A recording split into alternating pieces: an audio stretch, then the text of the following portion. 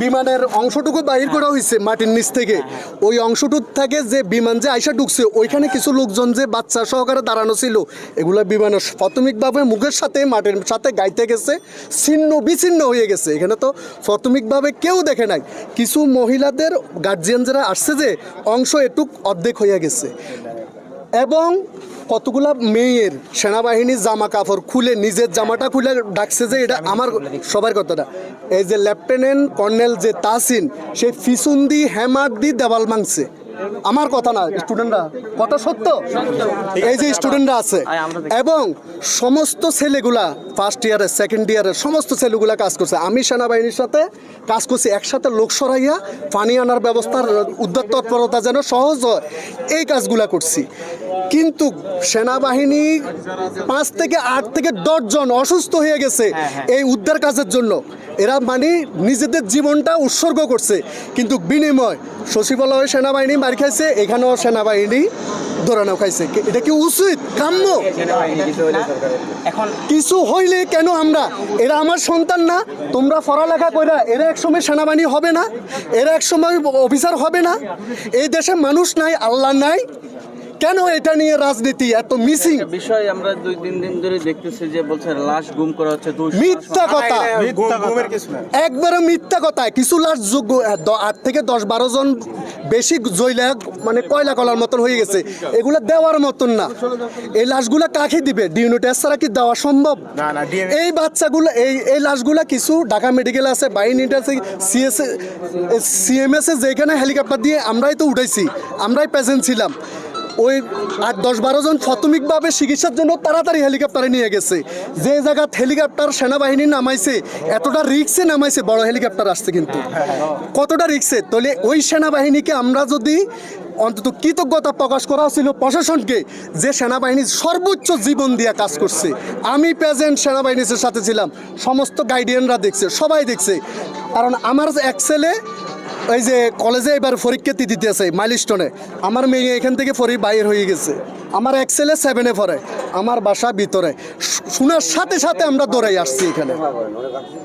কেন বাংলাদেশের মধ্যে আইন প্রশাসনকে সাথে সাথে দোষারোপ করা হয়? ওনারা মানুষ না? আমাদের সবার কি এটা বোঝা উচিত না? আমরা একদিন এই পোশাকগুলো পরবো না? কথা হইলে আপনি দেখছেন সচিবালয়ের মধ্যে কিভাবে পুলিশকে ফাত্তরগুলা মারছে। এটা কি কোনো মানুষের কাজ? এটা কিন্তু বলতে পারবেন না স্টুডেন্টরা মারছে। কে মারছে? দুষ্কৃতিকারী। এইটা স্টুডেন্টদের নাম দিয়ে কিন্তু সবাই বলি। মঙ্গলবার আমরা ছিলাম ক্যাম্পাসে, মঙ্গলবার আমরা ছিলাম ক্যাম্পাসে। তো এই ভাঙচুরটা কি আমরা স্টুডেন্টরা কিভাবে করছি? স্টুডেন্টরা এখানে কিছু স্টুডেন্ট ছিল, কিছু রাজনীতিক বহিরাগত ছিল। শুনেন একটা জিনিস, আগে সর্বপ্রথম আমাদের এই বাচ্চাগুলা ছোট ছোট, এদেরকে যেভাবে বুঝ দিবে এইভাবে। আমি যদি বলতে যাই, এই যে 2টা বাচ্চা যে বাইর হইয়া একা একা হাইটা ওইখানে চলে গেছে, এদেরকে ধরার কেউ ছিল না। সিএনজি সিঙ্গেল দিছে, সিএনজি দাঁড়ায় নাই। মাইলস্টোনের ফিয়ন ছিল, ড্রাইভার ছিল, স্যারেরা ছিল। এখানে 20-30টা গাড়ি আছে না তোমাদের? সিঁড়ি আছে কি না? তাহলে মাইলস্টোনের গাড়িগুলো বাইর করি, ওই বাচ্চাদেরকে নেয় নাই কেন? গার্ডিয়ানরা যে আহাজারি করতেছে, মাইলস্টোনের গাড়িগুলো বাইর করি, ওদেরকে লিফট দেয় নাই কেন? মাইলস্টোন কি কোন দায়িত্ব পালন করছে? ছাত্ররা করছে। এই ছেলেগুলা লাশ উদ্ধার তৎপরতার মধ্যে লোকজন সরাইছে, লোকজনকে সান্ত্বনা দিছে। প্রতিটা মুহূর্তে ছাত্ররা 9-10-এর কোনো টিচার ছিল, টিচার এখানে অবদান রাখে নাই। যে মেরিন মিস মারা গেছে, উনি আগে 7 নম্বর ওই যে লেক ডাইভ রোডে ক্লাস নিত। 2015 সালে আমার ছেলে যেটা এখন পরীক্ষা দিতে আছে ইন্টার, সে তখন 4-এ ছিল। মেরিন মিস আমার ছেলের ফরম টিচার ছিল, ওনার সাথে আমাদের খুব গুড রিলেশন ছিল। আমার বাসা লেক ডাইভ রোডে ছিল। এই কলেজের কারণে 3 বাচ্চার কারণে আমি বাসা শিফট করে নিয়ে আসছি আজকে 8-10 বছর এখানে। সত্যটা বলেন, দুনিয়ার মধ্যে একদিন মানুষ বাঁচে থাকবে, একদিন কেউ থাকবে না। সত্য কথা বললে আল্লাহর কাছেও ভালো ভাবেন এবং দুনিয়াতেও ভালো পাইবেন। আল্লাহ বলতে তো এই সেনাবাহিনীরা এত কাজ করি, এরা লাস্টে অবদস্থ হয়ে মায়ের শিকার হইল। এটা কি দুনিয়ায় কি করে নাই প্রশাসন?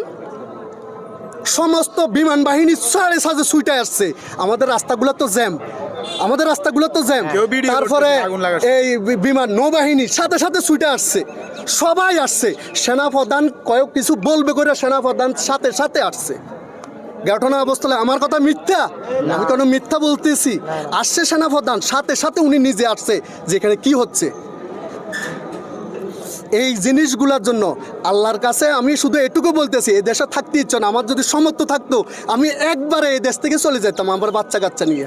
এই দেশের মিথ্যা রাজনীতির মিথ্যা মিছিল, এই লাশ নিয়ে এই নিয়ে সেই নিয়ে মিথ্যা কথা, এগুলোর কারণে আমার মনে হয় এই দেশ থেকে মনে হয় যেন চলে যায়। আর না হয় আল্লাহ তুমি আমাদেরকে মৃত্যু দান করো।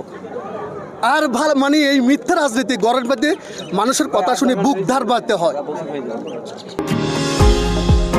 নিউ ইয়র্ক থেকে সম্প্রচারিত TVN 24 টেলিভিশন বিশ্বজুড়ে বাঙালির কণ্ঠস্বর।